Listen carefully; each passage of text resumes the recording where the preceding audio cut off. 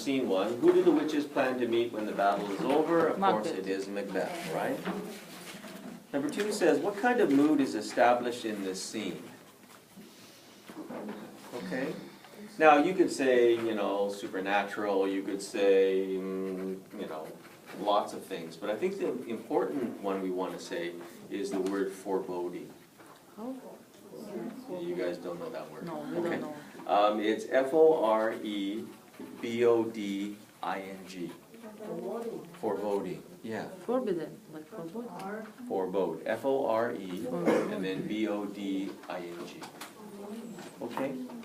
Foreboding means that something bad is going to happen. Prediction, like prediction. Yeah, that's what foreboding means. Something not good is going to happen. So we know from the scene, because there are witches, because all this stuff's going on, we know that this is not going to be good. So have the words is mean something good's going to happen. That's a good question. Nicole, is there a word that we have that something good's going to happen? Probably not. We only focus on bad, right?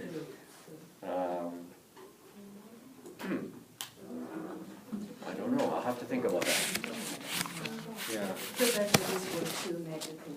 It is a negative word. Yes, it is a negative word. Even a positive words. No. Yeah, we need positive words, but I don't think we have any. But I'll try to find one. Okay. All right, so it's very foreboding in the sense that something very, very bad is going to happen, of course. Number 3 is talking about man proposes, God disposes. Now, this is not a very good example, but it essentially is an example of antithesis. Okay, now for those of you who are in my English 10 class, you should sort of remember a little bit, tiny bit, you know, a little bit, about this word. And so it says, can you find some other examples? Well, actually there are many. When the battle is lost and won, right?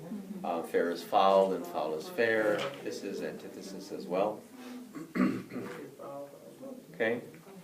But it says, how do these antitheses emphasize the mood? Well, what they do is they give you a sort of like a mysterious kind of feeling, right? And they also motivate the audience to continue watching. That's the idea, right? You want the audience to keep watching, okay? Or the person to keep reading, right? Okay? All right, question 4 says, how would Shakespeare's audiences have reacted to the witches? Okay, please remember, okay, at this time in history, in this part of the world, people were very superstitious, okay? And they really believed in witches. They believed in their existence, of course. So therefore, because the scene opens with witches, they are interested, right? They are intrigued, and maybe even a little bit afraid. Of course, afraid. Okay, when they see this beginning of the play. Yeah. All right? Okay, let's turn the page. Scene number 2 says, what news has the captain brought to King Duncan? Of course, what does he do? He's telling him how Macbeth and Banquo fought very bravely, right? Against the Norwegian king, and how Macbeth killed the rebel MacDonald as well. That's what he sort of mentions. Question 2 is talking about the news that is brought by Ross. Well, Ross comes by and he tells Duncan that the Thane of Cawdor was a traitor. Okay? He was a traitor because he helped the King of Norway. Right? But of course they caught him anyway. And also the fact that now the Norwegian king is asking for a truce. In other words, stop fighting, okay? And is willing to pay $10,000 to Scotland to stop fighting. Please remember, okay, $10,000 at this time? This is a lot of money, okay? We're talking millions. Right? Okay. Number 3, what is King Duncan's reaction to the news about Cawdor? Well, he orders his death, right? Immediately. And he says that he will give his title to Macbeth. Yeah, he did. Now, isn't that perfect, right? Yeah. Because that's what the witches said. Yeah. Hail, Thane of Glam. Hail, Thane of Cawdor. Thou shalt be king hereafter. Okay? So here, of course, this basically gives credence to that prediction, of course, and verifies it. Okay, good. Of course, now Macbeth doesn't know this, right? We know he doesn't know. And what's that called?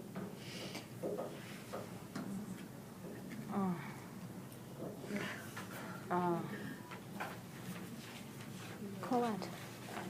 I know, I'm picking up these terrible memories again, yes, I know. No. Dramatic irony, yes, it is called dramatic irony, yes, that's right. Very good. Okay. All right, so let's keep going here, okay? All right, scene number 3. What do the witches discuss as they await Macbeth? Well, they're talking about what? Plans to harass a sailor, right? Why? Because his wife wouldn't give her any chestnuts, and the others offer to help her, right? Well, why is this scene here? Well, it's showing you basically how bad these witches are. They're willing to do all sorts of nasty things, and they don't really care, right? So that's why it's included. Question 2 says, how do the witches surprise Macbeth and Banquo? Well, again, they hail Macbeth with 2 titles he does not have yet, right? Yeah. Okay, that's the surprise, right? Mm-hmm. Now, firstly, you know, you would say, well, when they say hail Macbeth, Thane of Glam, right? Okay, so Macbeth could go, wait a minute, how do you know me? Well, he's pretty well known, right? He's pretty powerful, he has his own castle. I mean, it's not unlikely they would not know him, right? But when they address him as another Thane, that he is not the Thane of Condor, right? Then, right, it's a surprise, right? Okay. All right, now, number 3 says, what did they tell Banquo? Well, they say hail Banquo too, So you're, but yeah, you you will- not will be you king, will but not your be a king, future, but you your will- daughter, your kids, you beget kings. yeah, Yeah, that means your descendants will be kings. yeah, yeah, yeah. Okay? So, in this way, what is basically happening here, of course, is the idea is, like the seed is planted, right? The idea is planted. And therefore, although Banquo is I would say a better person than Macbeth by Yeah, far, of course. he is still intrigued, he's still interested, he's still affected by the prediction, right? He's still affected by that prediction. Okay? Who Banco still affected, Banquo too, as well. Yeah, maybe not to the same extent. like Macbeth. Yeah, but still, like he's human, right? We believe, I mean, most humans are pretty weak, right? pretty, believe. Sorry, Mitchell, not you. Okay. All right, so let's keep going. Question 4 says, how could Banquo be lesser than Macbeth and greater, not so happy yet much happier? Well, of course, right? Lesser than Macbeth means you will not be king, right? Greater than Macbeth because your sons will be king. Right? Not so happy now because you're not king, but much happier later because your sons will be king. Right? So the witches here are, again, what are they doing? They're using antithesis to show basically what? To show that there's this contrast, right? And yet playing. Remember what they're doing. They're playing with words. They're playing with words, right? And they're intriguing, of course. Banquo. Okay. Number 5 says, what does Macbeth demand of the witches? Well, he wants to know the source of their information, right? How do you know these things? But of course, they disappear. Right? They disappear before he has a chance. So, not long after this, right, news that Ross relates, of course, is that Macbeth will be the new Thane of Condor. Okay? Now, question 7 says, how do Macbeth and Banquo react differently to Ross's information? Okay. Well, this is important, right? Because for Macbeth, it verifies the prediction, right? They said it would happen, it did happen. Okay. So now I'm going to believe, right? But for Banquo, it's different. Because Banquo is more fearful, he's more cautious, right? He thinks, you know. Macbeth doesn't do a lot of thinking about this kind of stuff. But Banquo's more cautious. He's more cautious, he's more careful, and he feels that the witches will betray them in the end. Okay? And that's why he's basically recommending that, you know, be careful, right? This is, you know, So that- did he just feel, just feeling the witch's prediction will be trending later? Just Yeah, he doesn't trust the witches at all, just actually. want not like Macbeth 100%. seem to Yeah, be. Macbeth, for the most part, Nicole, that's a good question, and this of course comes down to character as well. Macbeth is more gullible. In other words, he's more easily to believe something. Banquo is a little bit more suspicious, a little bit more hesitant. He knows that witches are evil, right? So he doesn't really want to trust them. But because, remember, the witches have told Macbeth that he's going to be king. Okay? And that makes a difference. Right? This makes a difference. Okay? So,